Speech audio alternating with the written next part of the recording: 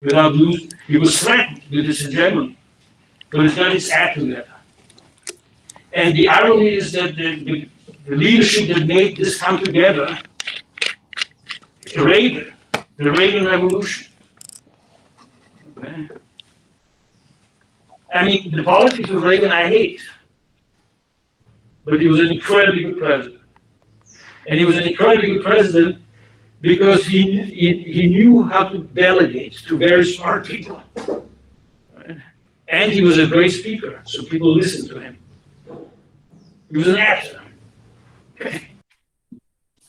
But he put together, I mean, his people, they were smart people, I have to tell you that. He had a lot of very smart people working for him, right?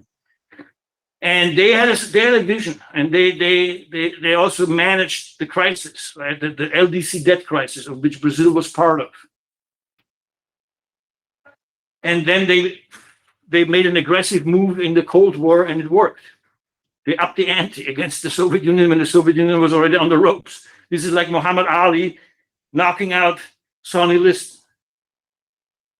You know? And so that happened under Reagan, and this moment changed the world, because this moment is a moment where 3 billion people who were not in the capitalist system before came into the capitalist system. Okay? And for this, you need to create space. And they did. They did. They understood that, right? I'm talking about James Baker and George, I forgot his name, the economics guy. But anyway, they had very smart people, right? And Reagan delegated. But he also said, okay, let's make finance our machine. They reorganized finance. Right? They deregulated, and then, took controls away and restructured all kinds of things. Right? There was a huge level of reform there, including building this global bond market for emerging market economies. The Brady bonds became, a global sovereign bond market, so that many countries can access international financial markets just when they open this, how they enter into the world economy. So you have a demographic revolution in the 1980s, because the collapse of the Soviet Union, that's not a lot of people, But you also have the process China coming in, right? But what's more important is that in this LDC debt crisis, which is the crisis of the euro currencies market, okay? Which is how we get Basel I, Basel II, Basel III.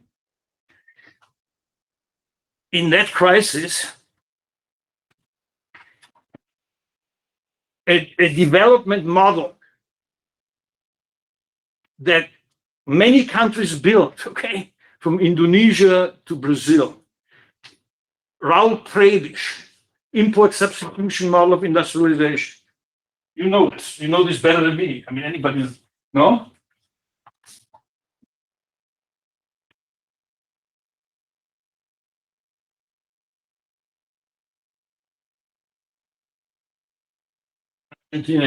So you have a model in Asian countries, and this is like combined with single state, military junta, or post-colonial leadership, like the Kenyan single state party, the Malaysian single state party, the Indonesian single state party, India single state party, okay?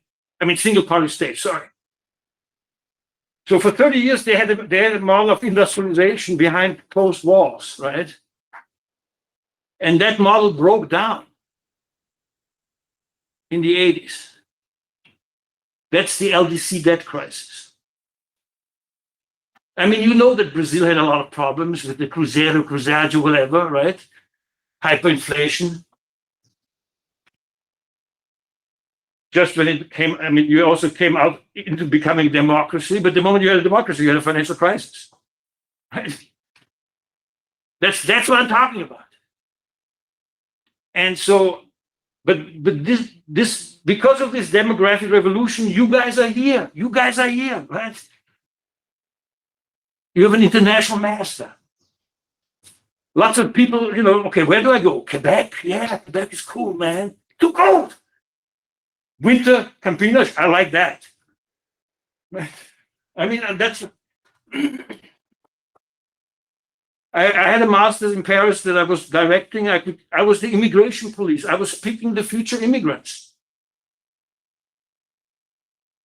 Those guys come, they never go back. My son, he's a New Yorker. He went there, he never got back. He's still in Paris.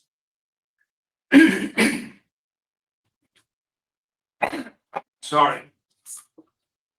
You get brain drain. You get very well educated people that are educated there. They come to you and, you're fine.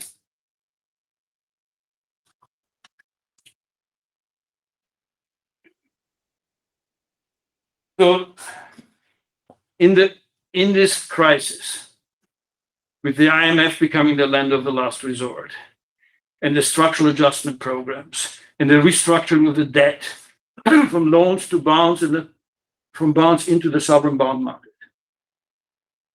So in that process of the late 80s, you have what is known as the Washington Consensus. You have the recipe of Reagan's reforms propagated to the rest and imposed to the rest of the world. So you're building in this dollar standard, you're building a global growth regime. This is a different level of globalization. This is why you have these now global supply chains, right? So, you have your iPhone. Your iPhone is made in 6 different countries, okay? Different bits and pieces. This is why also the pandemic was so incredibly destructive, because it broke down those global supply chains, right? Part of the inflation problem we have is that. We have really damaged a lot of supply chains.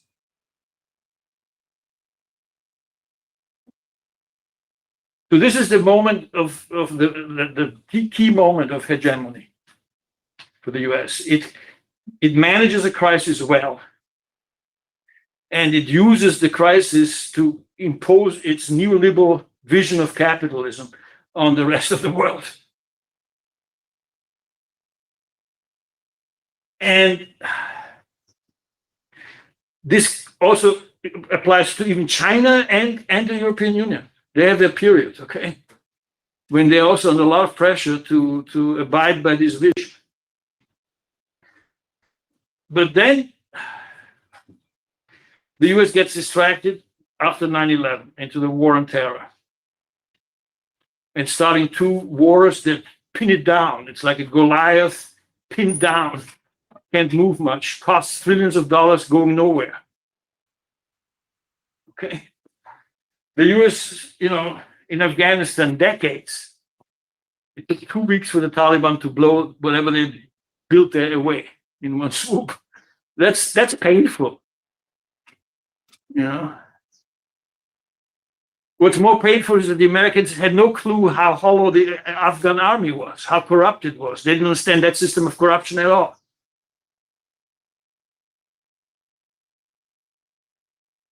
With Iraq, it's more serious, because the Iraq was like throwing a bomb into an incredibly volatile machine that exploded.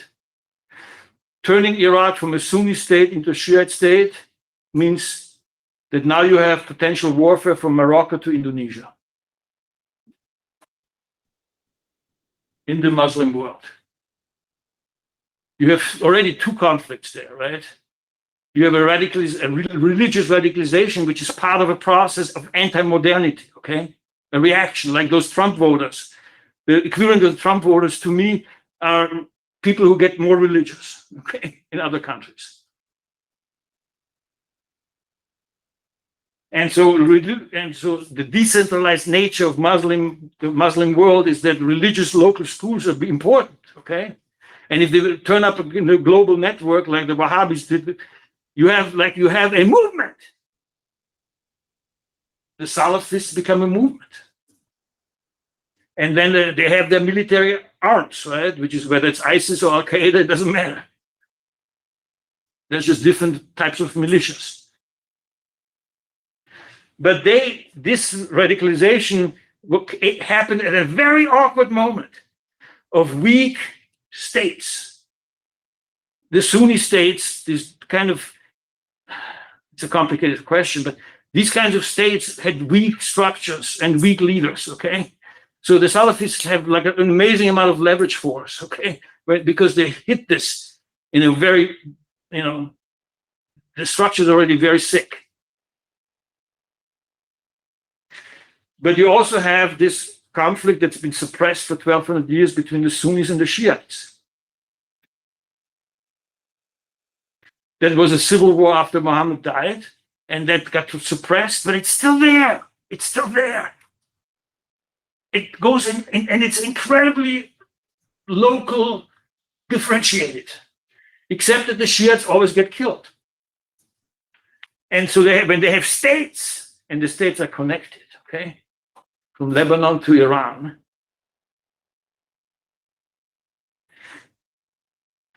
then you have a dangerous situation, okay?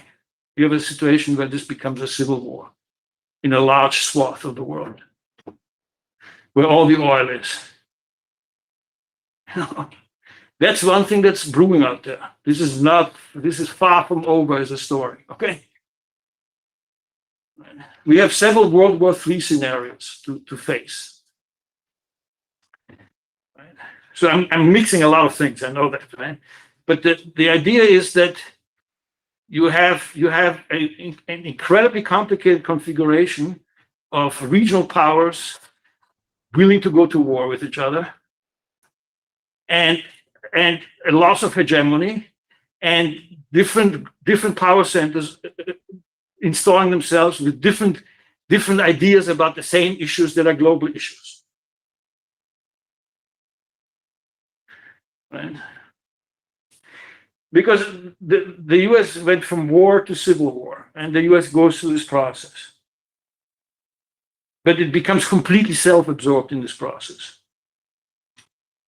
And it has a defensive structure, okay, that is dominant. So the industrial lobbies and the lobbies are good at preventing things, not at making things. That's what I mean by defensive structure. The US used to have a very dynamic structure of lobbies. That's their legalized corruption. Okay, they have legalized corruption. Everything, their corruption is completely legalized. That's one of the interesting things about the US, right? You buy the votes, and then you call up the politician, says, "Listen, remember who's voted for, why you're here," and it's completely legal. So your Giotto, whatever scandal, right? There would not be a scandal there. But anyway, but the US is getting gripped by this. Okay, it becomes it is already very far, very far. And the more they're into the internal kind of turmoil, the more they're not paying any attention to the rest of the world.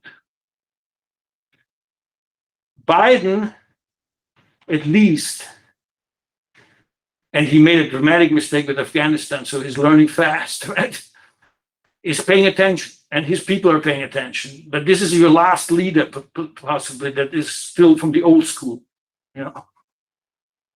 And there's some good aspects about the old school, right? That are going to go away once he goes, and he's about to go. He's about to go. That's the US. But the key thing is that the US is behind in climate change, behind in digital money. Of course, they're ahead in cryptocurrencies, but that's their problem. It's not going to be cryptocurrencies that are going to make it. It's going to be digital money run by the government. And that they're not going to be able to do as fast or as well as the Europeans are going to do this, and possibly also the Chinese are going to do this within the next 2 to 3 years. They're behind in public health and the future of the pandemic world, right? And they're behind in ability to reform, having a bipartisan consensus as to the reforms. They've done already more than I thought they could, okay? Biden's presidency actually has done a lot. He doesn't get any credit for it, right? And I heard today that the biggest important thing will be passed, right? I told you that, the climate change, tax reform, healthcare subsidy. That's huge. That's a huge thing to have done, okay? And it will be passed tomorrow, probably. Very difficult to pass, but it will pass. So there's still, but these are not for me the signs of future. These are sort of the last, the last moments before it gets worse. Then there's the variant of Europe and the variant of China. Of course, Brazil has its own variant, right? And you have a whole school to fight each other to death on structural developmentalism, right? Good luck with that. But going back to regulation theory, because the regulation theory is the theory that puts the most emphasis on institutional composition. That's a beautiful approach. Don't underestimate it, right? So the European Union is in better shape than it was. It went through its own huge crisis in the early 2010s. And it will have more crises. It will have a crisis now, the energy crisis. And maybe the energy crisis is going to be such that the European Union is going to be beaten up for a while.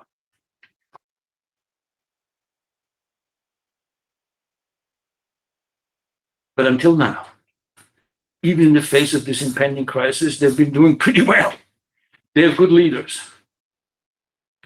I'm talking about the leadership of the European Commission right now. And even in the European Parliament, the forces are not as crazy as they used to be.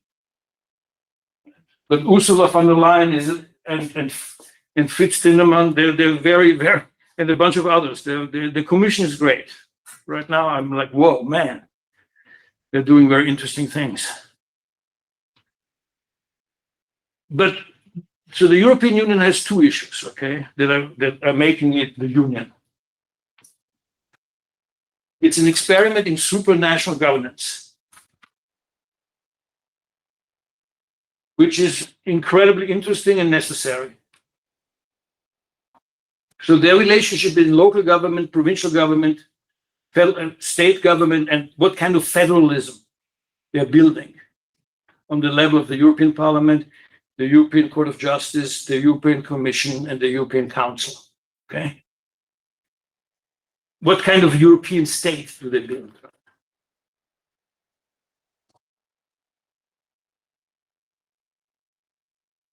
And the world has a lot to learn from that, okay? The world has a lot to learn from that.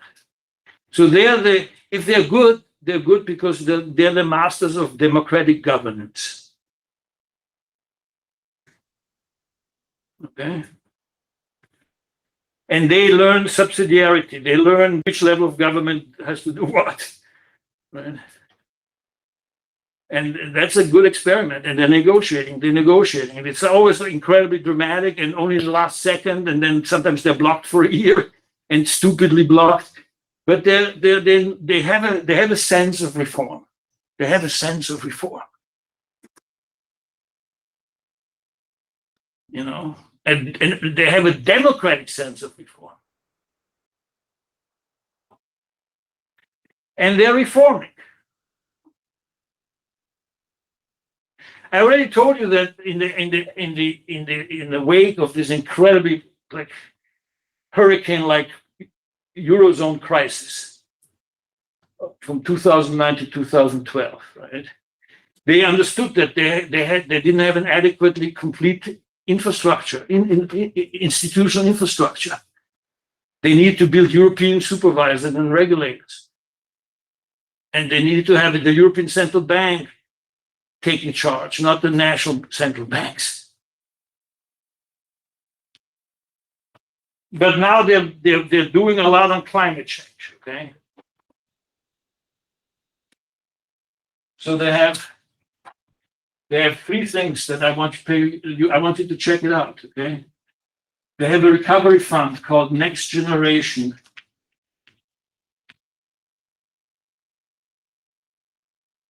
EU Recovery Fund.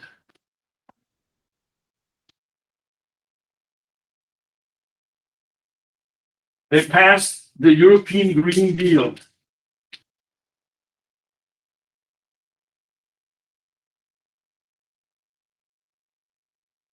And tied to it, they have a regulatory set of and policy initiatives. This is an investment program, infrastructure investment program. This is the regulatory structure called Fit for 55. Strange name. They want to have a 55% reduction in greenhouse gas emissions by 2030 from the 2005 level. That's an ambitious program. So this means they have they're building a carbon market. They're building a carbon social fund for people getting hurt by climate change, getting money. They're building a regulatory structure for architecture. I mean, this is a set of regulations, okay? They also have, they're organizing their own internet. The Digital Services Act and the Digital Markets Act, they just passed.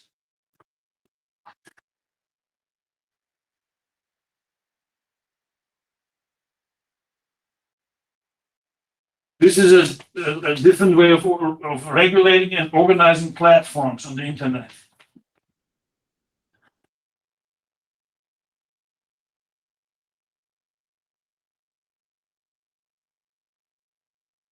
Okay.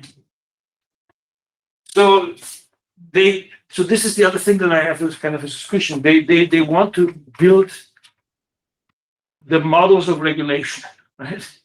They want to be the leaders in regulation, not regulation, regulation. Okay? They want to set a standard. And this will also be true for their digital currency.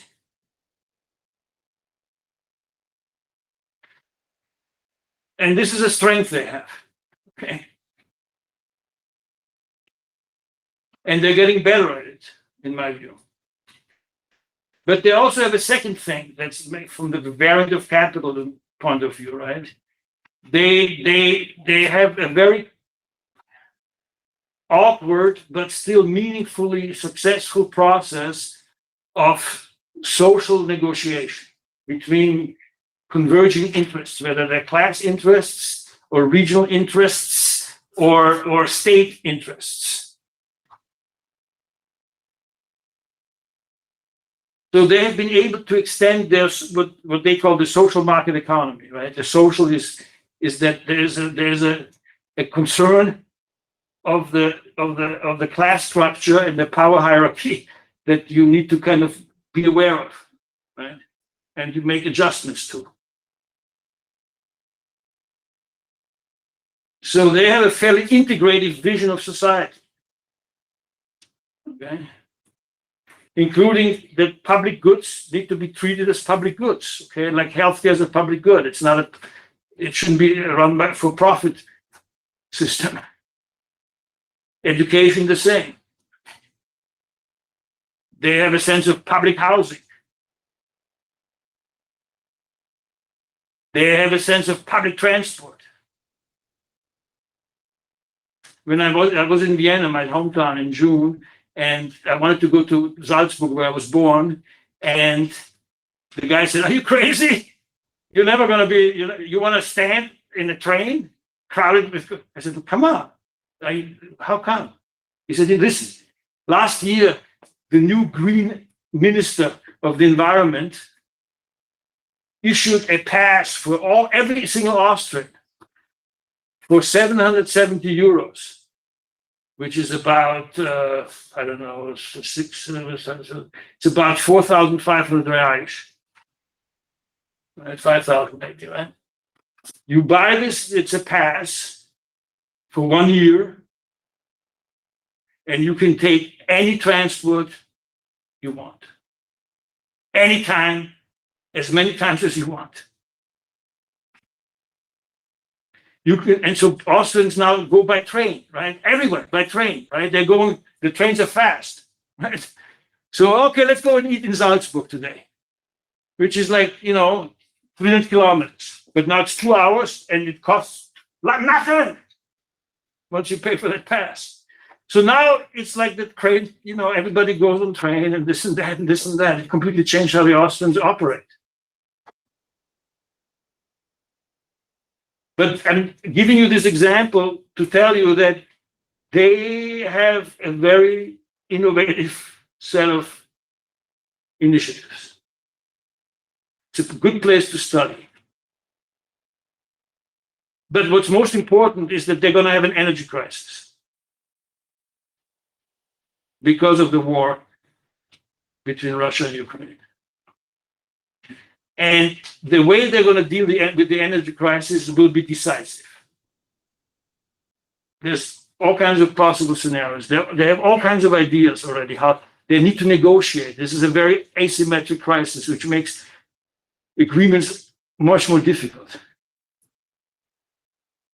They can be hit by this crisis without having a response, and that will be then they'll have a very serious economic crisis, and they know it. Since they know about it, that now they have a fantastic challenge. We will see how this works out.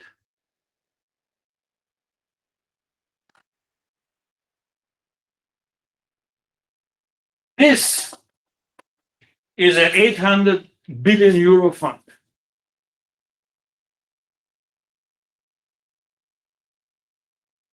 Countries get it by a variety by size, but the size has a complex formula, right? So Italy and Spain get a lot. But these are the number 4, number 5 in the European Union, and they're vulnerable, and they need to be strengthened, right? And they're very vulnerable to climate change.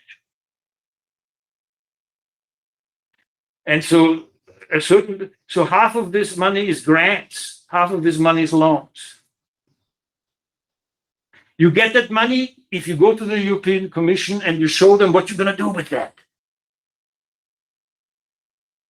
So this money comes with plans of transforming their economy. Digital and climate are the big themes. But they have to do reforms. They have to do this and do that. It's not just their plan, it's also what kind of reforms. So this is a deep negotiation between the European Commission and each government. It's an interesting process in and of itself. This was going very well until the Italian government collapsed 10 days ago, which is tragic as hell. So, you're seeing, wow, man, this is so fantastic, so beautiful. I'm so happy. I'm finally seeing something that makes me excited. Bingo. It's not just that the Italian government collapses, but the next Italian government is not going to be the same Italian government than the one that just collapsed.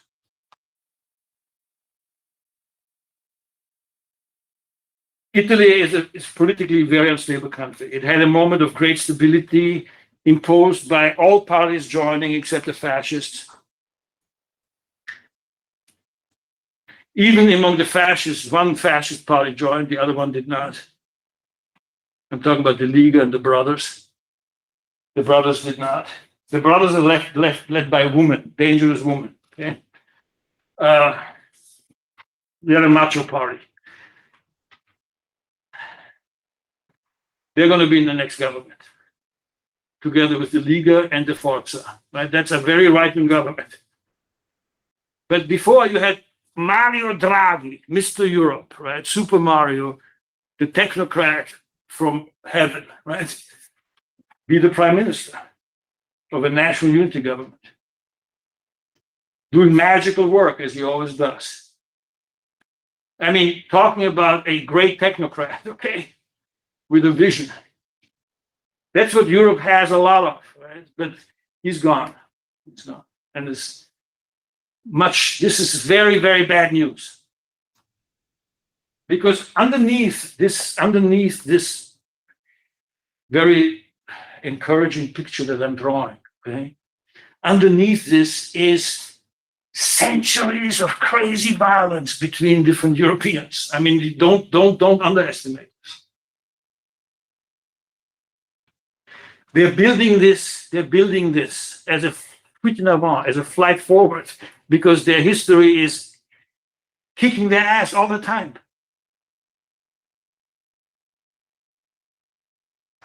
When you study European history, it's a history of warfare between the peasants and the city dwellers, between the Protestants and the Catholics, between the Junkers and the Burghers, between whatever idea about war they did it.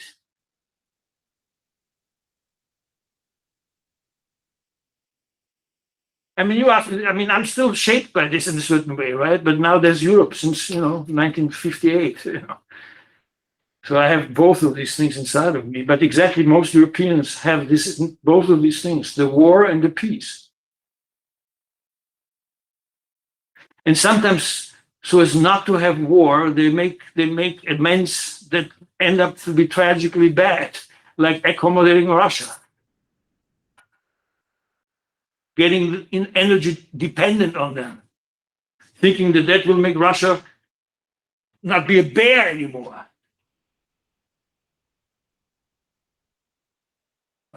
And Russia is one of those forces out there that is always looming as a war machine.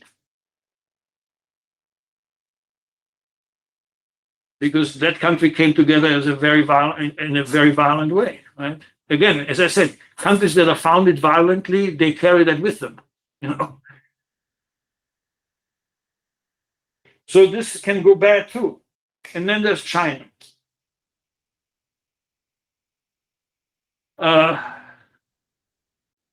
So I believe that, how should I put this? China is at the edge of a new chapter in its history. And that's Xi Jinping's leadership. Right? So China had a model of, China had an incredible 40-year period, okay, where it became a modern superpower. From a relatively agriculturalized place with a very complex geography, it became an urbanized superpower in such a small span. But part of this is the ingenuity of its people that is deeply ingrained with 6 millennia of a functional society. This is the oldest society that still has been continuously functioning. I mean, Egypt is old too, but Egypt is not continuously functioning. Okay. Yes, then China had 100 years of humiliation by imperial powers. But even that motivates their nationalism to a degree that unites them. Whether that's communist or monarchist or nationalist, doesn't matter. All those configurations, political configurations that they've had, operated with this nationalism as a mobilizing force. And they're a collective, they're also a profoundly collective culture. Okay. Which is that they can do tremendous things together in a hurry. Right? But they've had this model, and now I feel that they're experimenting with a different model. Okay? They're trying to figure out, and I don't know whether they're actually really thinking to have a different model, or whether they're just trying to amend what they see as weaknesses of the model, the limits. And I think it's both. That's part of the struggle in the leadership of China, is to see how far to push things. I'm just afraid that if you have just one leader that makes the last word decisions, that's by definition a bad setup. It works usually in a cycle too. At the beginning, you can do things that you couldn't have done before because now it's just you. And maybe that was how they fought the pandemic, better than others. Now they're paying the price for it. It's what happens to COVID in China is exactly the metaphor of the leadership. Okay, And at some point, the leader doesn't have good enough information, not enough information. The leader doesn't understand the difference between wanting and doing. And the leader then doesn't want to hear the criticism, and the leader gets locked into a kind of approach, cannot learn how to change because it's not a collective decision-making process. No matter how smart Xi Jinping is, it's not going to work. It's not going to be as dynamically, productively, interestingly, collectively fruitful as what happened before.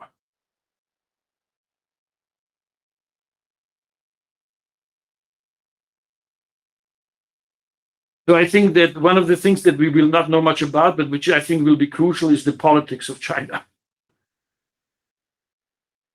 which to me are very obscure. Maybe you know more about it, but it's crucially important. And the politics has to do also with different factions having different regulatory agencies and different commissions and, different relationships to different types of cities. And it's pretty complicated, but nobody knows anything about it that I know about, except people who know about it. And they don't tell you much. It's hard to get information from Chinese people. Very hard. They smilingly deflect. They always get more information from you than you get from them. That's for sure. They're very good at that. And there's always one that listens to everything, right? That says nothing. The only time I've had interesting conversations beyond the confined script that they control is with Chinese students who are about to jump ship. Hofstra has a lot of Chinese students. And that's a major part of my experience there in the last few, Now it's much more difficult in Hofstra the financial crisis because Chinese students cannot come. They pay full. So but it's a place that underlyingly has key things, okay? They want to have a program of eliminating poverty, and that's an important political commitment, what they call collective or common prosperity, right? They have a program. They have a commitment. And that has all kinds of implications with taxes and social safety nets and residency laws, which cover rights. You get a bundle of rights if you have residency status in the cities that you're working in. Haiku system is being changed.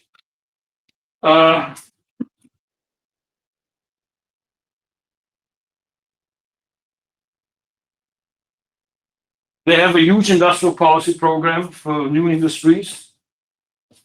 The Made in China 2025 program, where they're not only going to become technological leaders in key growth industries of the future, but set the standards.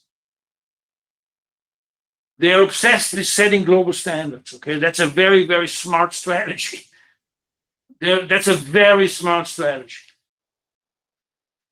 So you're going to have the global standard of this and the global standard of that, and the Chinese want to be on the table, right?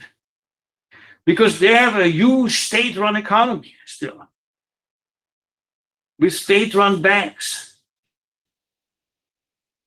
And the banks, China has 5 of the largest 10 banks in the world, okay?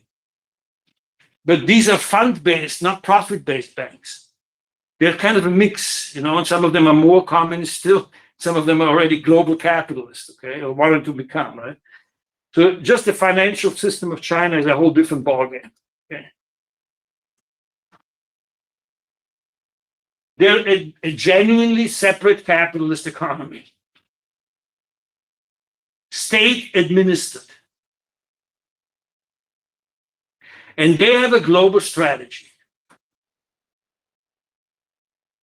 They try to kind of figure it out as they go along. Okay, I don't think they have a master plan, but the BRI, the Belt and Road Initiative, which is a $1.7 trillion investment program into 60 countries to build a global public transportation and communication infrastructure.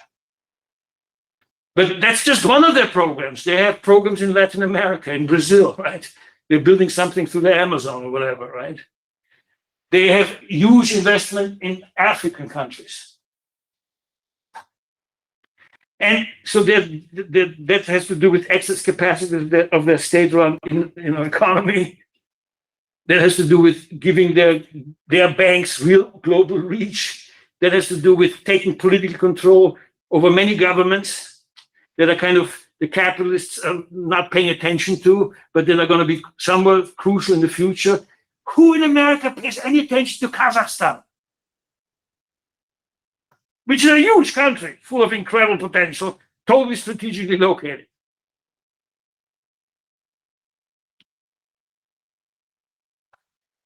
You know? I mean, we can talk for a long time between what's going on between China and Pakistan, right? And how the Pakistanis feel about this, whether they're up there in the mountains or down there in Baluchistan, right? You know.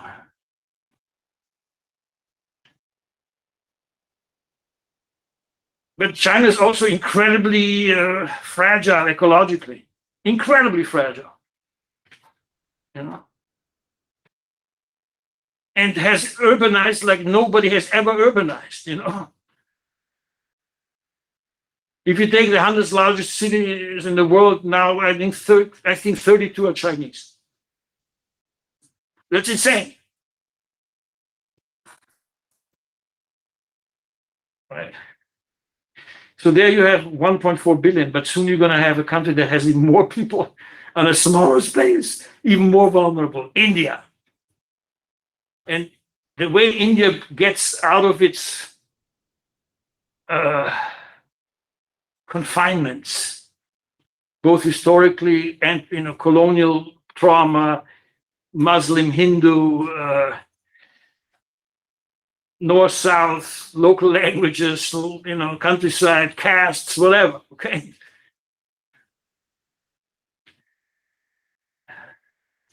India is not going to be a superpower in that sense because it is completely engulfed geographically.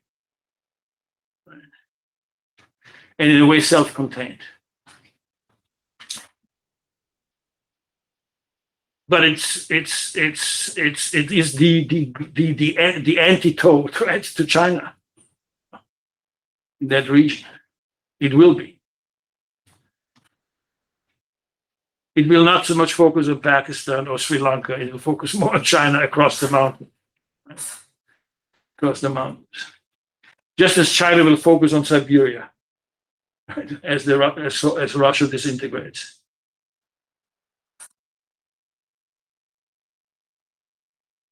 Russia is not just going to be bogged down in that war, but Russia is also going to understand that the world is trying to move around their energy stranglehold.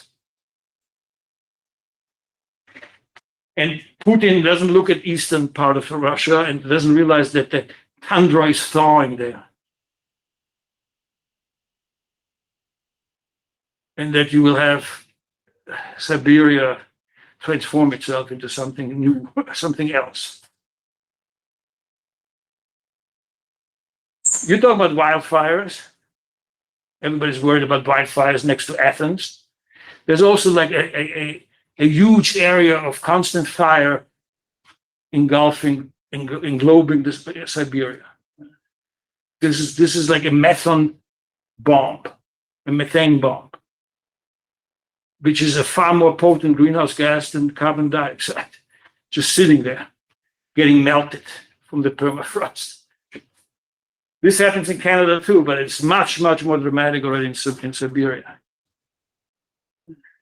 But anyway, that's one of my tipping points, by the way, right? I have these 5 tipping points.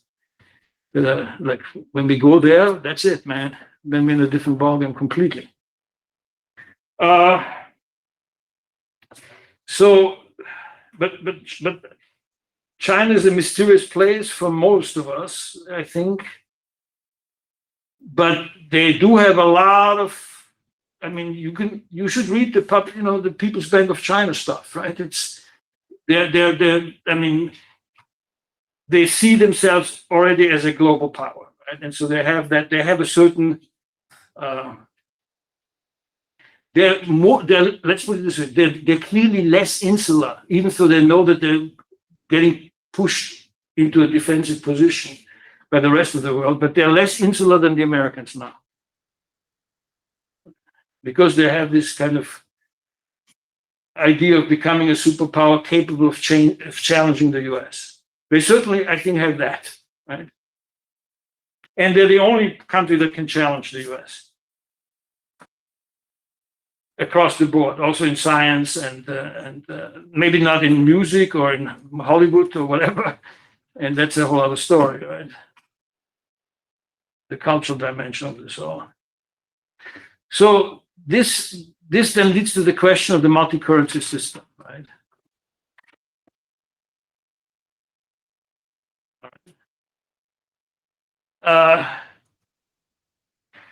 So what can I say about this?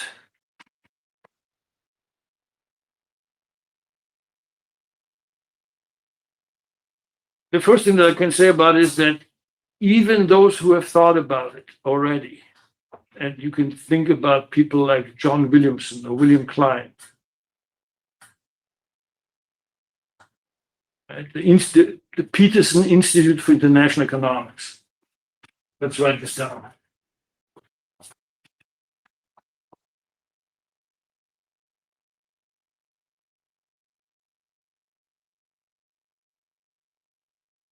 Do you know anything about these people in Washington? So these are the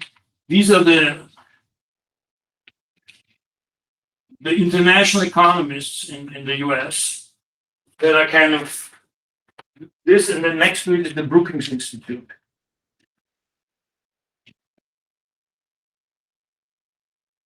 The Brookings Institute does a lot of policy stuff domestic, and this is the international, right?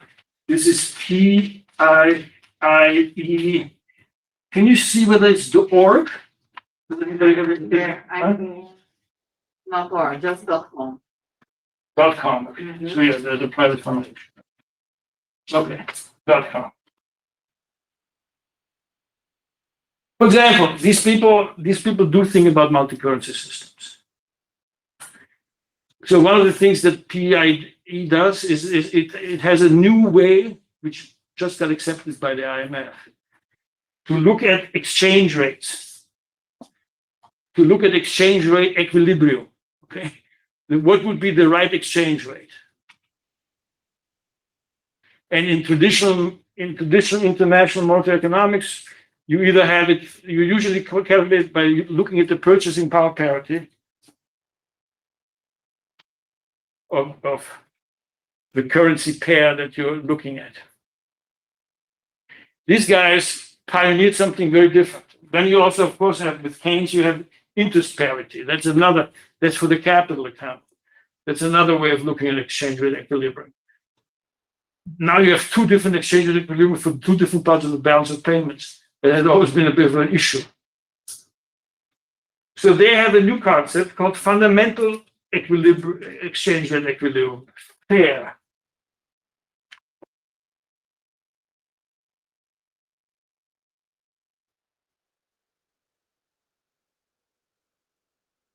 Fundamental equilibrium exchange rate, which also, by the way, people in my Paris place do as well, with Jacques Mazier, who is now retired. But FAIR is a way of calculating an exchange rate for a level that's sustainable.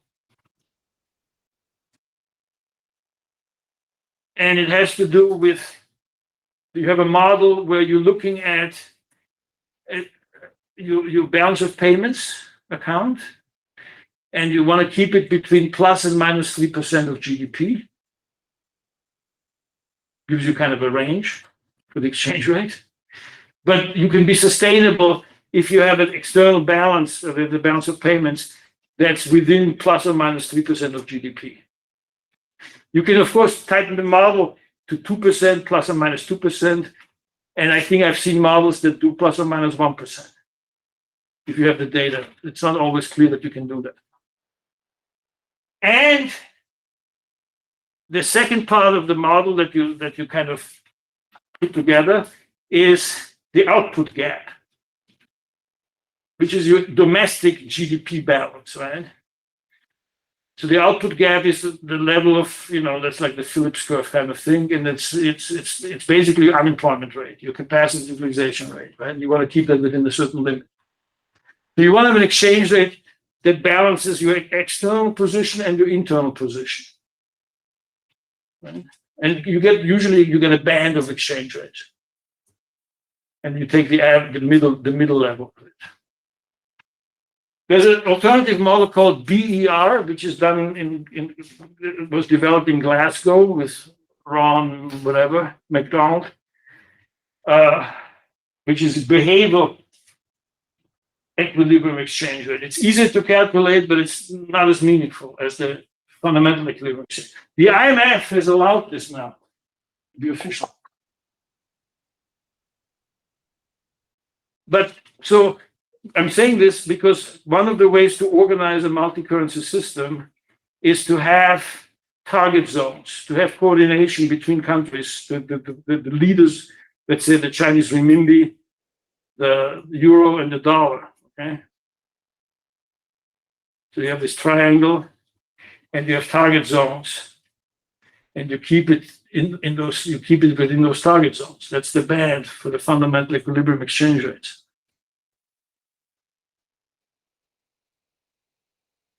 So this gets me to the bigger question, right? The bigger question is that if you have the newly emerging international monetary system, and it's multipolar,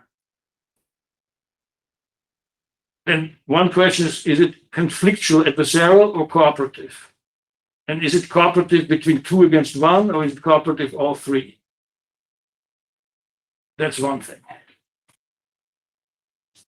In order for it to be cooperative, okay, it has to be a system that is dominated by the public domain rather than the private interests. Because remember, finance is a combination of public and private.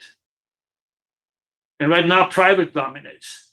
The dollar standard is the spectacular victory of the private dimensions of money over the public dimensions. That's the euro currency market, okay? That's the vector of the privatization of finance and bank money becoming more important than currency. That's the global finance that came in the wake of the dollar standard, right? But now you're going to have not global finance as easily as that because you have different financial systems. And the Chinese private system is very much tied to its public system. But because the Chinese private system is so much tied to the public system, it has much tighter controls. And it is the controls that don't allow the kind of internationalization of their currency, the renminbi, of the kind that the US had or Britain had. They have to have a different internationalization strategy, which they're experimenting with, which they're testing, which they advanced, and then they had a crisis and they went back, and now they're recalibrating it and so forth. I give you some details in the, I have time, good. We can talk about that. One thing that I have not mentioned, and that's important, this plan, this program, this infrastructure program of the Europeans, the next generation EU recovery plan, 800 billion euros.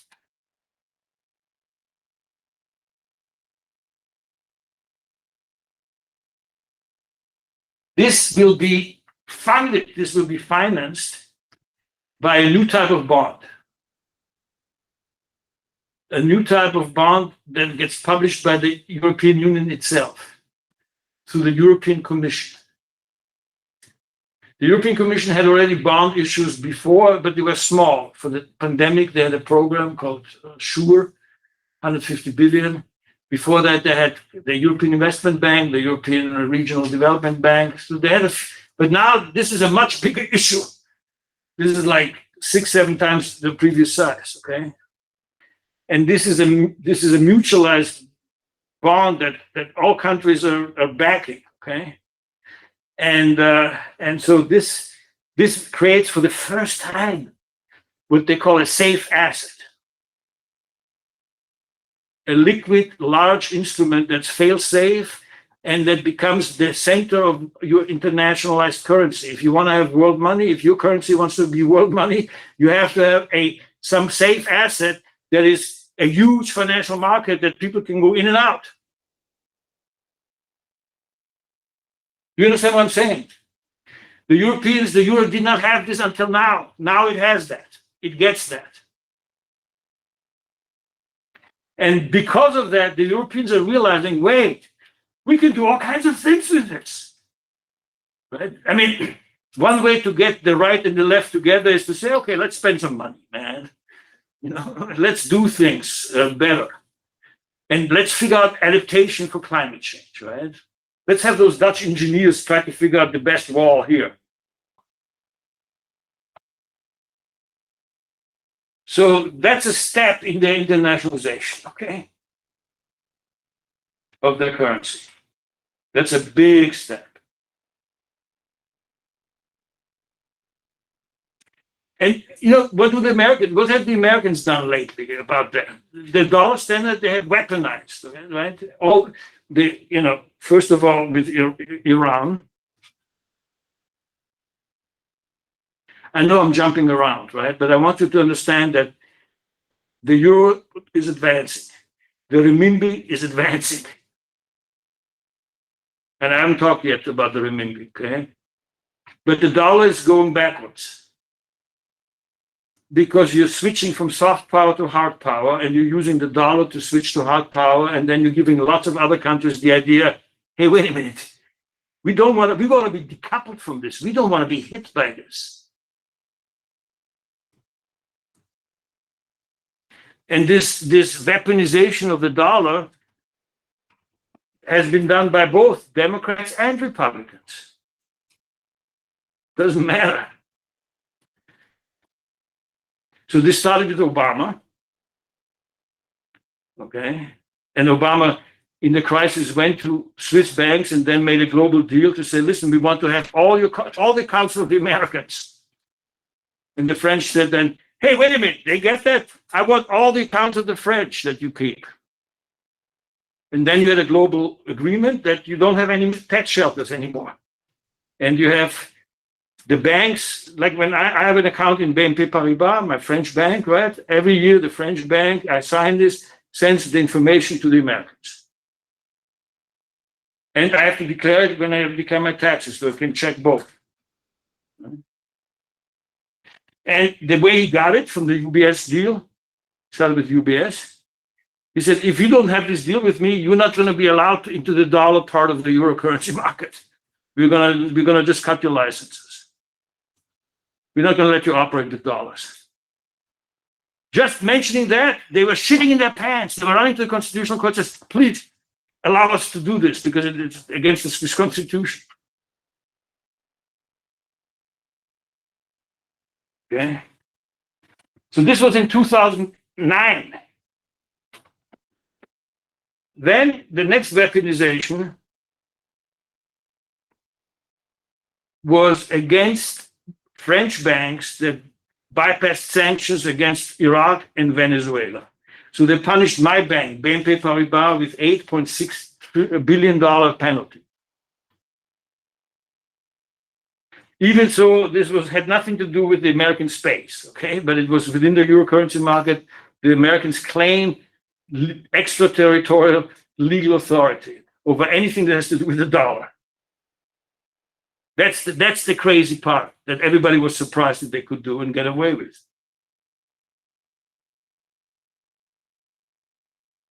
Then Trump did something horrible. I mean, there are a lot of horrible things, but he took the US out of the agreement with Iran. You have to understand how important this is, right? We have a really big nuclear proliferation threat in the world. And already North Korea is a problem. I'm not saying that Pakistan is a problem, right? I'm not saying that. But it's a little nerve-wracking because how did North Korea become a nuclear power with not other than through Pakistan, right? With you, Mr. Super Khan. He died recently, I know. A hero, right? But you spent 2 years, two incredibly smart guys, the energy secretary of the US and the nuclear program director of the Iranian government, right? And they get to know each other and they kind of like each other, and all the politicians and all the policy government officials, they all talk to each other, but these guys understand the problem. And they set up a new regime of notification, of technological testing, of supervision, really sophisticated, with warnings and arrangements of visits, all incredibly detailed. Run through the IAEA, the International Atomic Energy Agency. This is a model deal for nuclear proliferation, okay? It took 2 years to negotiate by people who wanted to have this.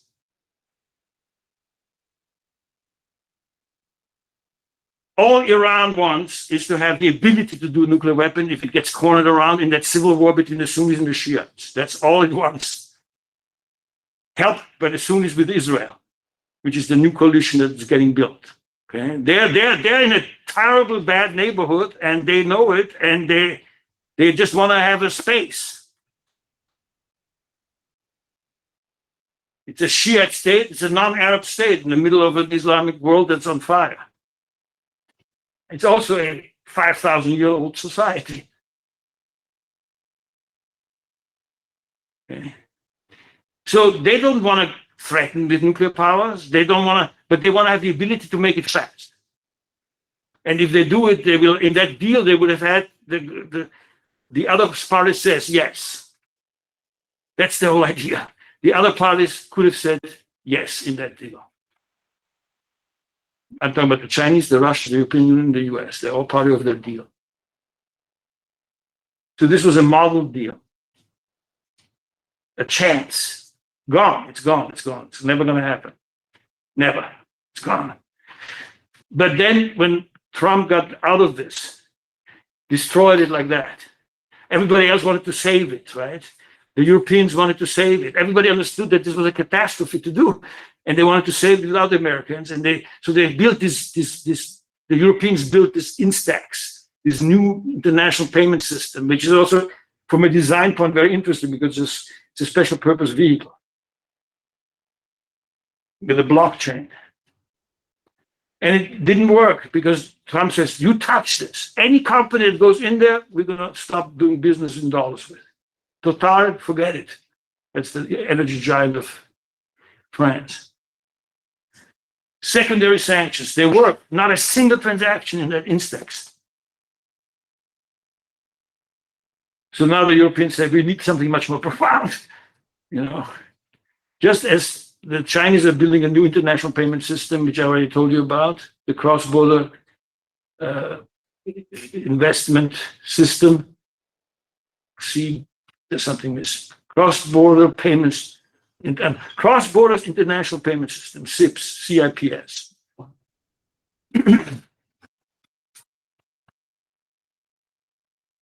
And they're building this for Russia and for Iran and all kinds of other countries.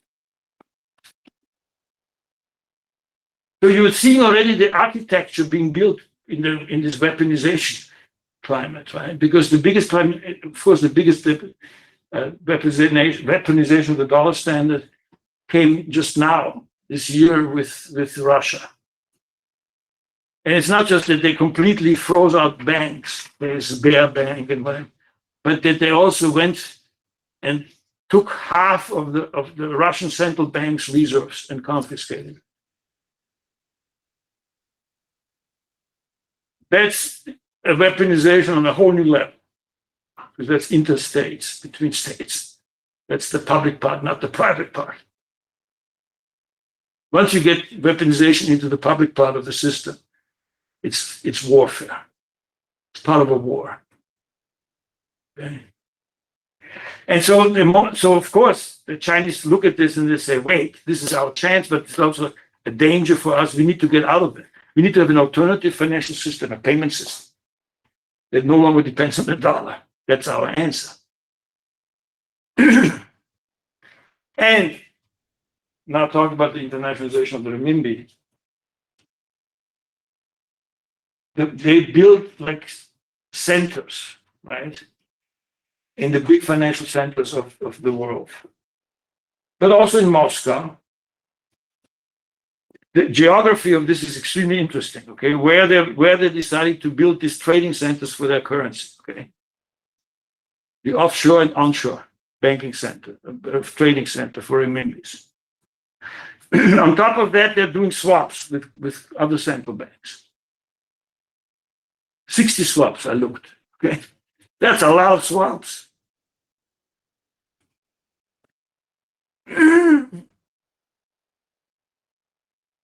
And so they're building an architecture of renminbi without having to give up their controls, okay? Because they're not interested in trading. I mean, of course, the third thing that they did for the internationalization of the renminbi is to, I followed that story, it's in the book, you can read it.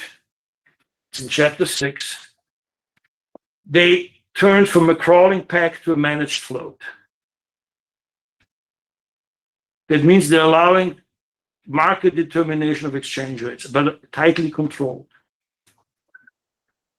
So they have their currency, the renminbi, okay? Now it's this.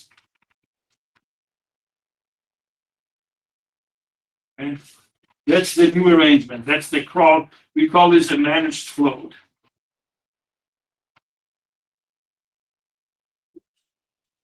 So this is Chinese yuan tradable Chinese yuan in Hong Kong. Of course, it's tradable also in other places, but the price determination is in Hong Kong. And this is the Chinese yuan, official. And there's an official rate being set, and there's a market rate being set. With the crawling peg, it was the official rate determining through arbitrage the market rate within limits. Now it's the market rate for the next day determining the range of the official rate that they're setting. Okay? So they went from this way to this way. Now it goes from this way to this way. So they're taking market signals set one every day. They're taking the market signals from, did I get this right? Yes, I guess so. I have some, but this market determination has interventions also. Yeah, of course. They keep Yes. it in the, yes, absolutely. Within Yes. bank. Yeah, they're within the band. Right. Correct. Thank you. What is my hunch, okay, is that they can build an internationalization of the renminbi in an organized way that accommodates their specific banking system, their specific foreign investment strategies, and their capital and exchange controls, and their state-run banking system. In other words, they can become part of the international monetary system in a fairly controlled way that corresponds to their variant of capitalism. It doesn't do the Americans always say, well, you know, the way you want to internationalize, it's our way or no way.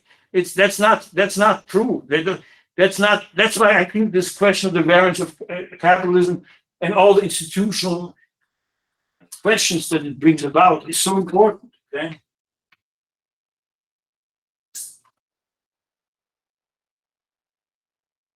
So I think I'm done. Yeah. I think I was already jumping all over the place, right? Sorry if I go this way, that way. But so what I'm interested now is to see the possible scenarios between those three, poles. And then try to match the scenarios with the institutional setup that's in place versus the one that should be in place to have a better scenario. Okay. Does that make sense? But I haven't done that work yet. I'm playing out scenarios. Like I'm drawing these scenarios, right? And a lot of it has to do with the other powers, right? What does Brazil do? What does Malaysia do? Because they're also part of the internationalization process that we tend to ignore, but that is really very important because they're forced to stay open or open up more. Or decide to decouple. The other thing that I'm not talking about in China is this what is called the dual circulation strategy. Right. So this is part of the current 5-year plan, which is a process of decoupling, okay, from the US. But it's also a process of relying less on increasingly unprofitable public investments, and unlocking the savings rate, the insanely high savings rate of Chinese households, and to have more domestic consumption, but to also more domestic consumption towards local services. So the Chinese are trying to rebalance their growth pattern because they kind of went into this is a very Marxist problem, okay? A beautiful Marxist problem, right? The tendency of the profit rate to fall. They basically had a growth path that was state-driven that became increasingly burdensome and unproductive. And in the returns, they're inefficient investments. While at the same time, they have an incredibly dynamic private sector, hyper-competitive, working itself dead, crazy, right? And they cannot stifle that system too much. You know, they need the capitalist part of their system very much, and they know that. So they're trying to rebalance. They're actually trying to more locally ground their economy. The way I see this, rather than being too hooked into the world economy via depends on the US. All right, I think I'm done. I've done enough. I hope this makes sense. I'm sorry, I was very all over the place, but I was talking about 3 different blocks at the same time. Right? So, all right. And there are 2 parts. One is by the cryptocurrencies are not money. They are not a functional monetary regime or system. And that has to do with the negative network externalities of blockchains. Okay. So that's very different than just looking at speculative assets with high price flow volatility, etc. Just technologically, the cryptocurrencies have limits that are built into the way the blockchain is organized there. Do you know anything about blockchains? A little. So typically, when you have a payment system, you have positive network externalities with declining costs. The more people use it, the better. The more people use it, the cheaper. These are known what we call positive network externalities, right? And that's how a monetary system works. Okay.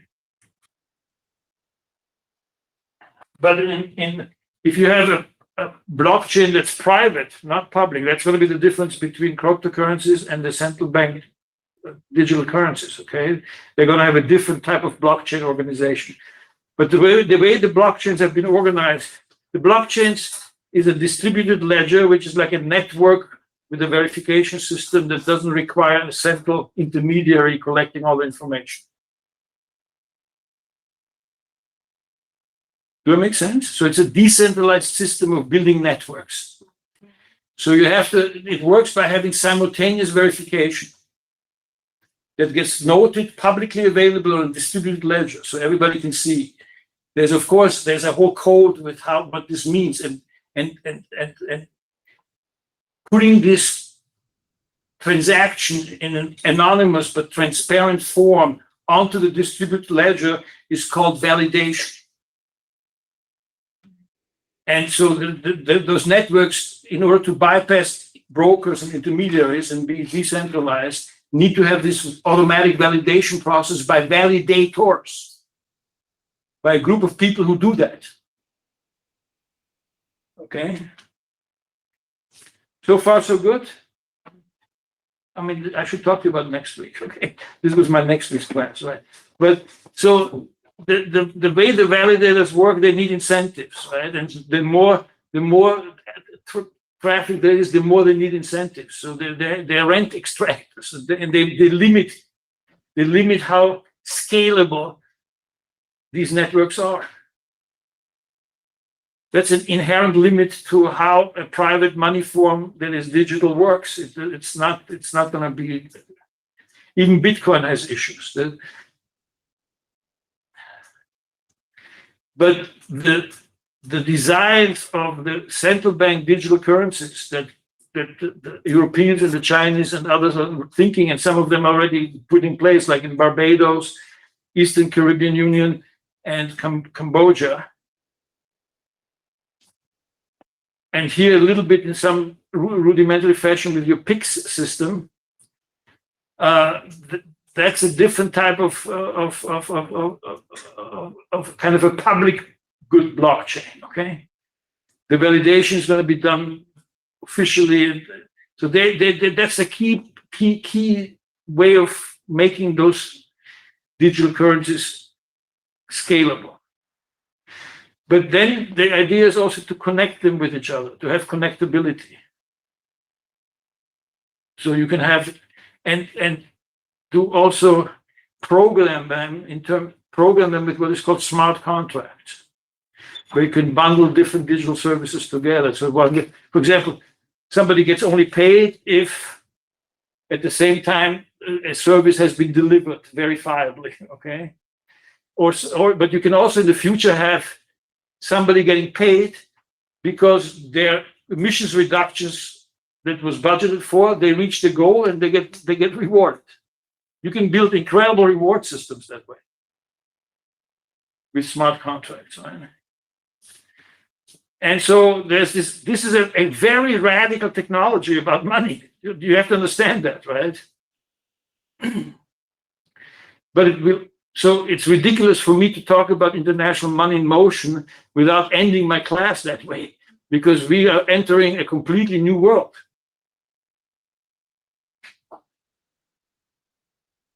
So I want you to get a sense of that, not by reading the central bank reports, because the central banks are obsessed with their own little games. They're like specialized idiots.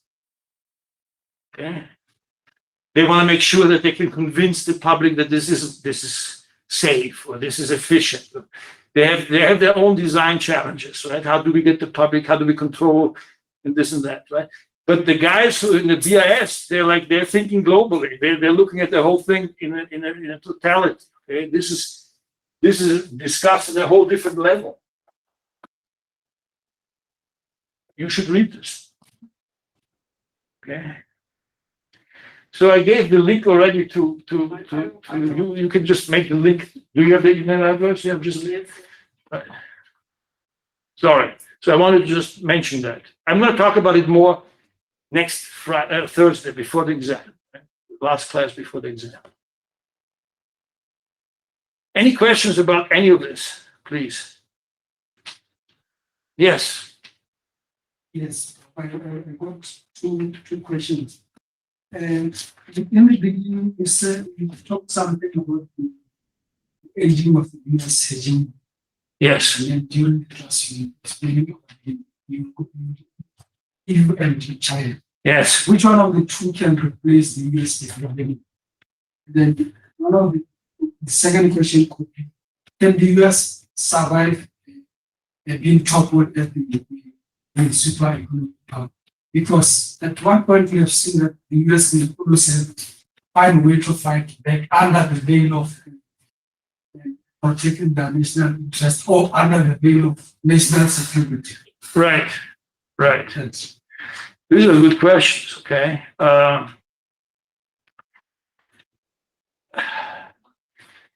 So the first question is very complicated because of what just happened after I wrote this book, which was the invasion of the Ukraine by Russia.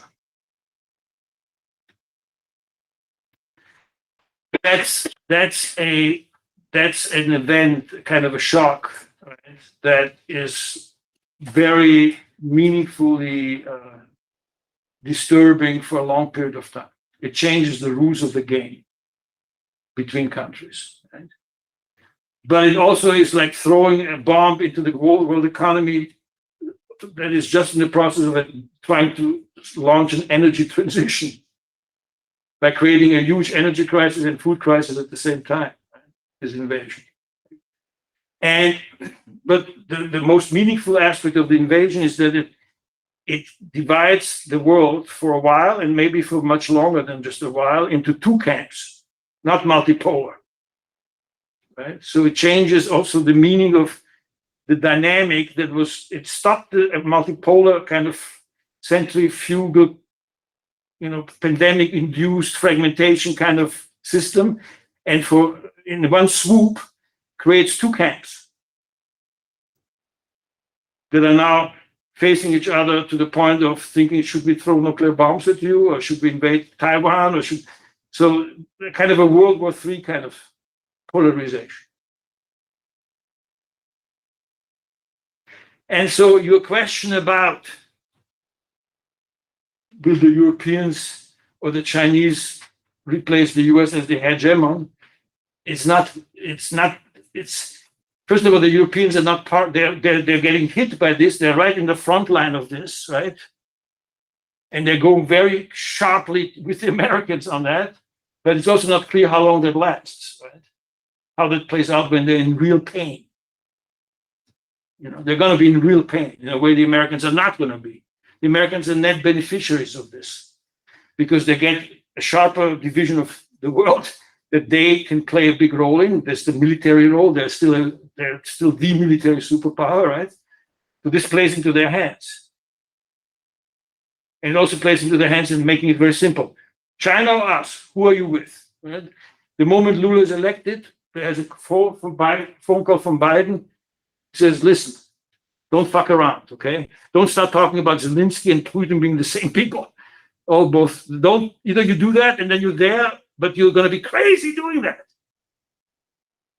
So it creates a clear, what the great power politics always want. You have at the end, you have the Wild Way. You have two guys, the rest is already hiding in the bushes. In that scenario, right, unless you have a war, you don't have a new hegemon.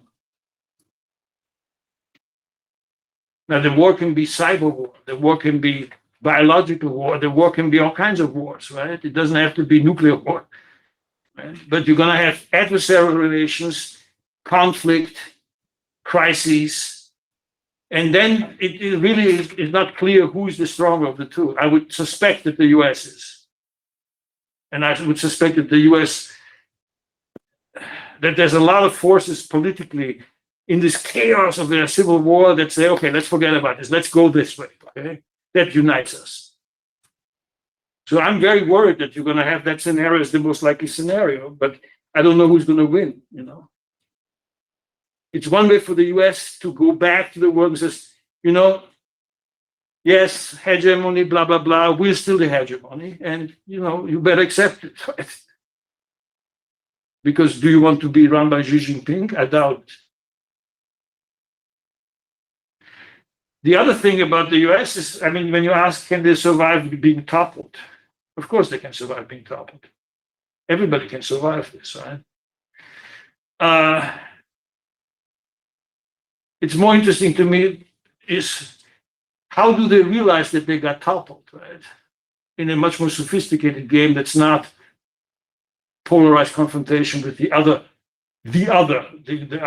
superpower, right? It's much more interesting to me when they realize, my God, we not only slept on climate change, we misunderstood it and we polarized it. And we politicized it. we let the demons out of the bottle. And so they will realize that they made a huge mistake, right? Collectively, they will realize that it was wrong. Right? Then it's much more interesting to me how they're dealing with that realization, okay? That they're behind. Because every day they wake up, they think they're the best. Everything, but also, and this is the misinformation, every day they wake up, they think that they give the rest of the world lots of money. In reality, every day that they wake up, because of the dollar standard still in place, they borrow $2 or $3 billion in their own currency, don't even know about it. So they live in a world, right? And they're not a culture where you can have the government tell them, you cannot drive this huge car anymore that's destroying the world. You cannot tell Americans what to do. You know? So the question is, how do you change that society when you have no authorities that have meaningfully good information and meaningfully good intentions telling you what to do and what not to do? Okay. That's their problem. Their problem is they're like little kids. They're not feeling totally entitled, right, to being the rulers. You know. But they're also inclined, when they hear bad news and they hear criticism, to say, fuck those guys. And then they just play with themselves. They're very insular. How do you say insular? Right? And, but it's also true that there's really two Americas, right? And that's the Civil War, is that there's two different types of value systems. That's this political division, which is very deep, very, very, very deep, which has been growing for 30, 40 years, and now it's really, really very intense, okay, because of what happened with Trump, during the reign of Trump.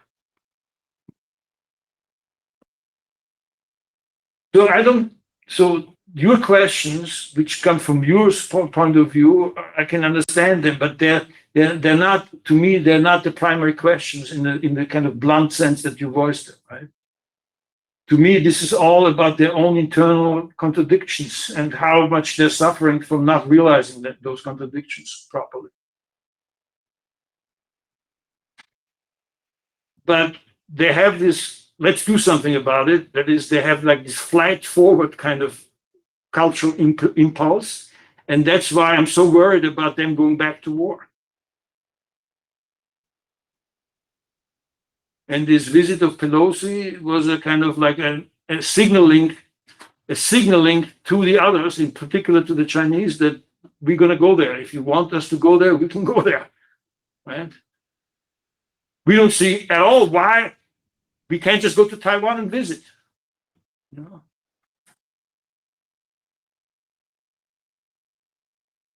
I don't know whether I'm making sense, but so I have different scenarios, but one scenario is this conflict scenario with powers polarizing into two different separate hierarchies that are adversarial. That's the US and China. And right now, that's probably the dominant scenario.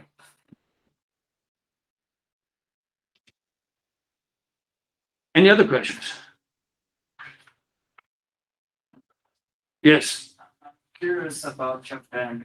What role do they play in this multipolar system? Because Yes. they used to be a kind of power. Yes. And they have a very strong soft power in the East Asia. Yes, they do. But they don't have. They will. They will. And when they have, they will be very good in those specialized areas that they're looking for. So I think that the assassination of Shinzo Abe is a huge event. Okay. And it will give the LPD a lot more power than it had. For a long time, it had to kind of I mean, this is a one-party state, right? for a long time, right? And that has also to do with the particularities, not only of their culture, but their defeat in World War II, and then their deal with the Americans that they made after the war to become independent, right? I think that I mean they have huge issues internally, and they have been struggling with those issues for a very long time, and that's why Abe was so important, because Abe changed the game politically, right? He was a unique leader. Again, like Reagan, I don't agree with anything that he does politically, right? There's on the opposite side of my spectrum, but these are great leaders in as much as they can change the regime. They managed to do this, right? Reagan did it, Abe did that, Abenomics, right? Which in itself is incredibly interesting because it's a super Keynesian approach in a way, right?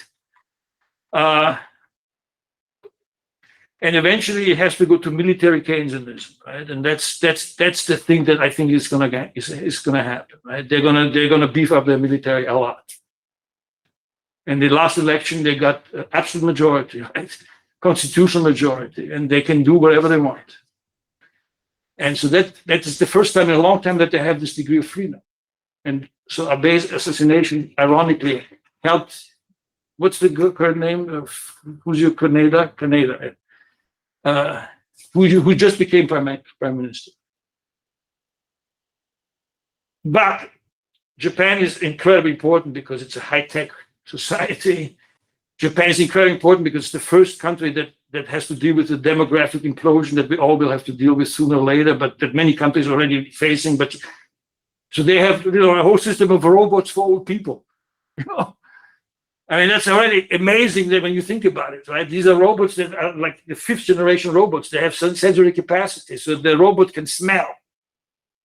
If the woman makes pee-pee in her pants, the robot can smell it and send a signal. So they're on a whole other level technologically, okay? They're very serious about certain technologies that are important to them, like robotics, right? But they're also in this region where the World War III crystallizes, right? And in that region, they're going to be hugely important as a diplomatic force. And they're going to be, the US will not lose its superpower status that rapidly, precisely because it has certain alliances, and Japan is a crucial ally. They have a history of conflicts with China, don't they? Long history. It's a bit like France and Germany. And because Japan was a military power of the first order starting in the 19th century, just when China was getting raped by all these imperial powers, then at the end of this whole process, when China was already facing internal destruction, both, because of the unequal exchange and because of the strangulation of their ports and because of opium, and the Japanese came and just knocked them twice in the face, right?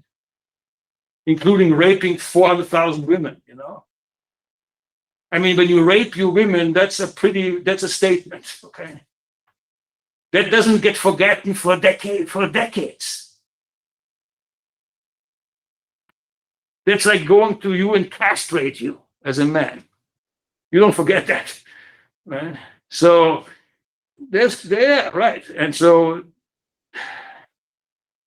when you have this nuclear proliferation thing, and how the nuclear regime comes about, the Japanese will be playing an incredibly important role, for example, right? in how the next generation of nuclear plays out. They're going to go back to nuclear. That's another thing that the new government can do because it has this absolute majority, right? They can go beyond the trauma of the Japanese and say we need to have nuclear, but they can also do fission technologies. They figure out they're working on radioactive waste disposal, et cetera, right? And so they are nuclear power, okay? Because of the way, not because they have the bombs. They don't have the bombs, but they can make the bombs in a second. But they're thinking through the idea of what this technology means. And this is an important technology that can go this way or that way. And in the energy transition, it will be crucial. It's a foolish thing to think that you can do without nuclear. I'm not into nuclear at all. I was a hippie, for a long time. But I understand that now everybody has to think about nuclear as part of the solution. Right? So yeah, Japan is, I mean, but that's what's so beautiful about that you have all these other powers, right, that are kind of in there, right? So you're going to have, I mean, just diplomacy, you know, and having economists that also have a diplomacy sense, or psychologists who have a diplomacy sense, right, is going to be like, you know, a good thing to be doing. Right. But I think Japan is coming out of its long lost decades, right? The deflation problem, right? Japan is going to be a net beneficiary of the fact that the deflationary period is over. I think it was the first one to fall into that period, right? It set the ground, just even in quantitative easing. It did quantitative easing in 2001. Nobody paid any attention to it, right? Japan's central bank can buy stocks in the stock market. That's like nobody else, not a single other central bank can do that.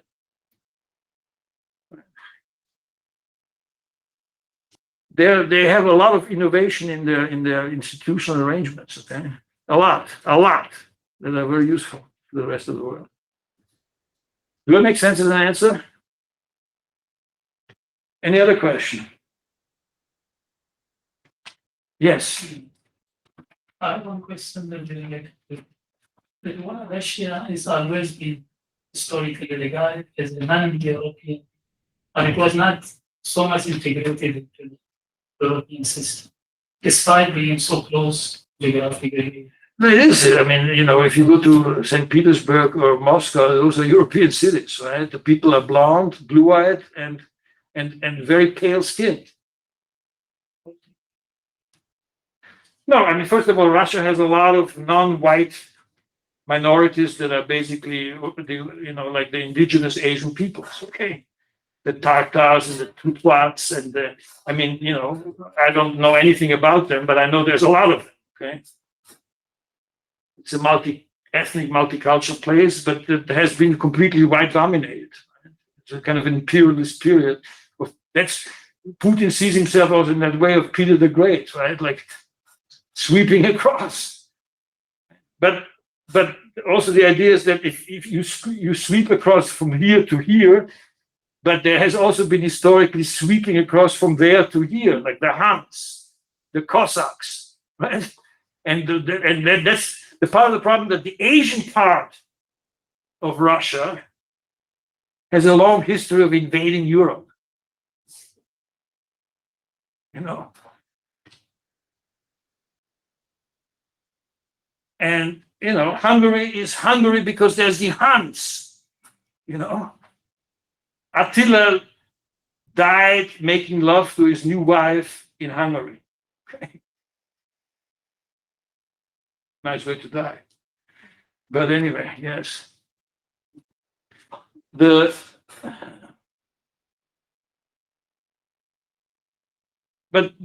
Russia is a huge place, you know, and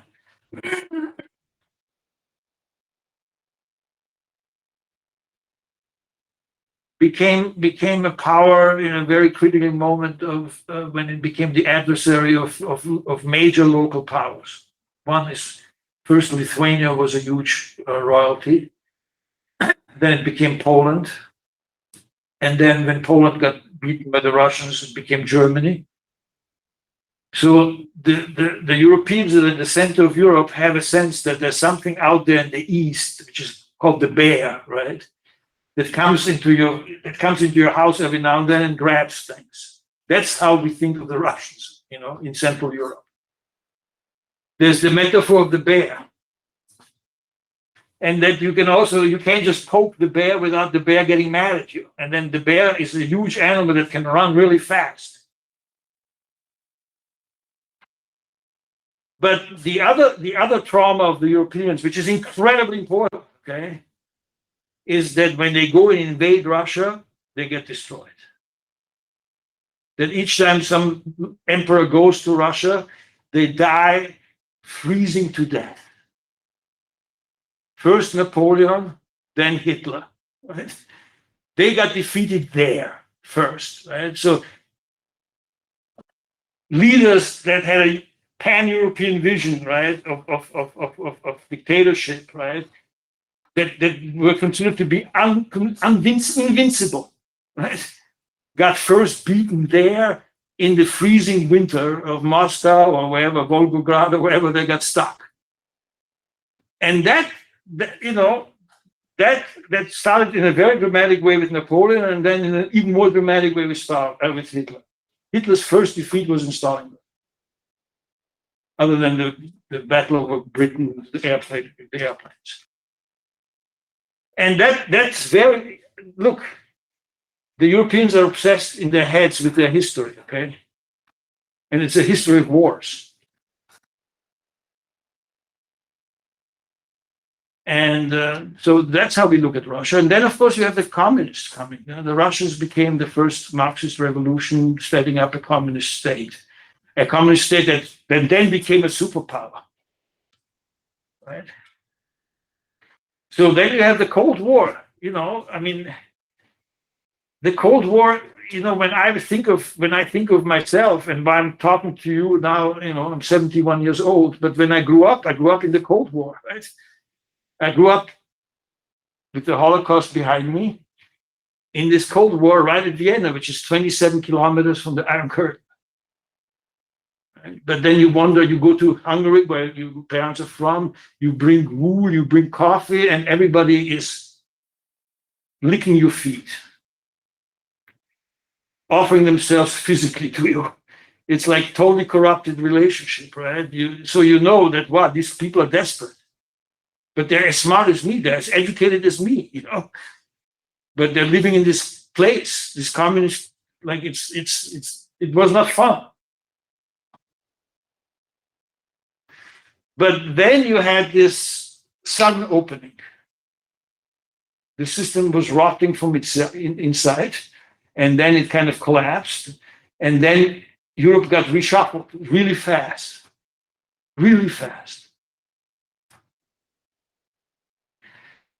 Profoundly, look, it's like you have a wall here, right? And then suddenly you take the wall off, right? And then all your cousins are back in town, right? And but the way this was done, the reshuffling of this, was done in a humiliating way towards Russia, and also in a strategically dangerous way. And promises were made that were not kept. All the conflicts we now have with Putin and so forth come from that moment, that birth of the new Europe being done sloppily in a certain way, and without adequately thinking through what the defeated party has to live with. So we know, and this is my last point, right? And I can give you lots of stories about that. The way the loser loses is crucial for the next war. Right? The way the Germans, when they became Germany, dealt and defeated France in 1870-71, set the stage for a economic crisis, 1873. The way the Germans got treated at the end of World War I, the Treaty of Versailles, Keynes already predicted depression and the next war, and it was exactly what happened. So the way you defeat, the way you're dealing with a defeated party, this is also true about the US and Japan and US and Germany. They did better in the way they dealt with it, okay? But the way we dealt with Russia as it imploded set the seeds for what is happening now.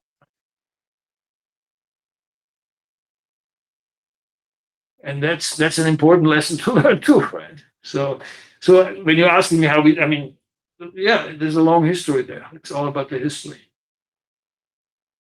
Anyway, and other question.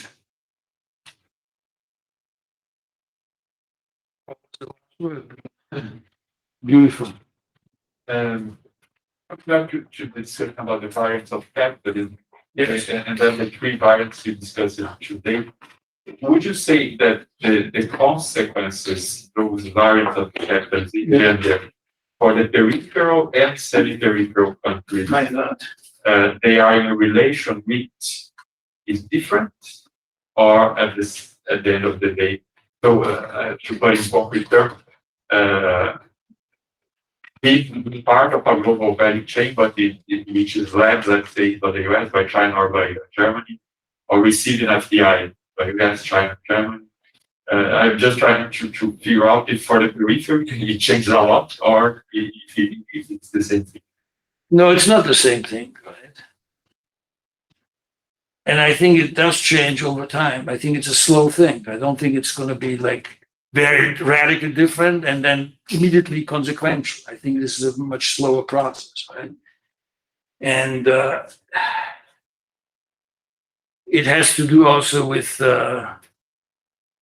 how the country, like a country like Brazil, right, approaches the rest of the world. Do we approach the rest of the world as a commodity exporter? Do you approach the rest of the world as wanting to have a stronger industrial base within?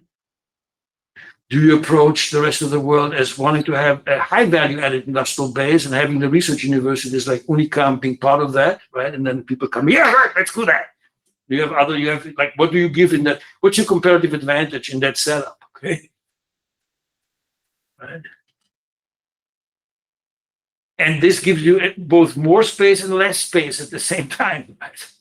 Because there's going to be more competitive pressures to be not insulated. But there's also going to be more political issues as to what Brazil is the most important, right? And what are we bringing to the table, right? And so do we have a consensus domestically to not have the Amazon just being lumber, but the lung of the planet? And I think that every single country, more or less, especially when you go through the hierarchy, the places that are a bit more up there, right? Like India or Brazil or whatever, South Africa, whatever, a whole bunch of countries, okay? They are up there because they're large, they have large populations, right? That either have get jobs here or they're going to go somewhere, right? That also puts pressure, that creates a role for your country, right? As an exporter of labor. But those countries have to figure out their comparative advantage and their diplomatic muscle in a world that is ripped by pandemics, climate change, and conflict within the framework of a digital economy. Right? So I think it's a very differentiated, it's a highly differentiated question. I think that we can no longer just talk about groups of countries in the same way as what is decisive is what's happening in that particular country. Also from the point of view of people and climate, okay? That's the number one thing. If your fishermen in Benin stop having fish 20 years from now, but they have boats and they have GPS, they're gonna start moving people, not fish. You know? And then a group like the Beninians, right, who have a long history because it's the Empire of Dahomey, so they can handle all kinds of different types of people. They set up an infrastructure where they can move just 5 million people a year. And they do it. And it's a huge business. Now that's a different ballgame than whether you're part of a global value chain. You're going to be a global human chain, right? And you know, I can imagine that those fishermen along that old Gold Coast are precisely in that situation because the fish are dying already there. There's no fish. These are people that have lived on fish every day for like centuries. Part of the climate change problem is that fish disappear, birds disappear. I've been sitting here watching your birds, which is one of the greatest things because every time I came to Campinas, it was like for a certain number of hours, in, out. Now I have time. I'm watching birds like endlessly, right? And it's because they're getting fewer and fewer birds, right? They're dying out. In the last 10 years, we lost like, I don't know, like trillions of birds, bees, all the stuff that we need, part of the food chain. I mean, that's not the That's a weird way of ending my answer to a very specific question. Right? But does it make sense? I don't know how to answer it better, right? I know that Brazil is a very important place. I know that. And if I understood it correctly, maybe the territory will have more bargaining power. Exactly. Exactly, because absolutely. Not only that, the moment you have two systems competing, then it's a completely different ballgame because everybody's trying to compete. Also, come to me. No, don't listen to them. I'm going to give you more, right? There's going to be competition. Right? And then there has to be negotiations. So then Brazil can talk to the Americans, Brazil can talk to the Chinese, has long-standing relationships. It has always had a good diplomatic core, right?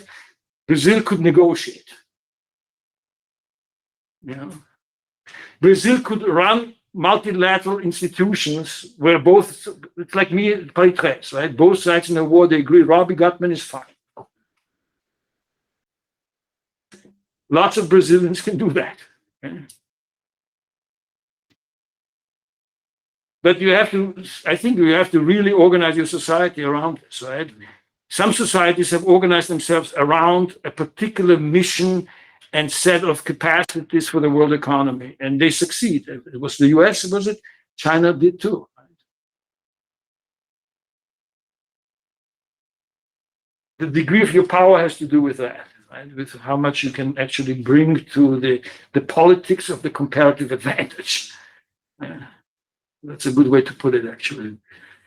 I should talk about, that's a good title. Politics of the comparative advantage. Anyway, sorry. But because we have a planet that's integrated, right? The rest of nature doesn't care about Brazil or Argentina, right? Every single place in the world is becoming important in a way that it was not before. Because it's the environment that is at stake, and the environment is disintegrating, and so where it first disintegrates, we need to pay attention to that. Right? In other words, somebody in Manhattan will start paying attention to what people do in the Solomon Islands when the water rises. Because the water is rising in Manhattan. That's a pretty vulnerable place, I would think, for climate change, with flooding. And the storms too. Sandy changed all of New York, more than 9/11. The hurricane, Sandy.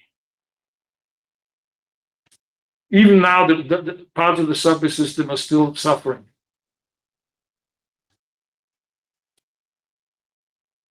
Any other questions?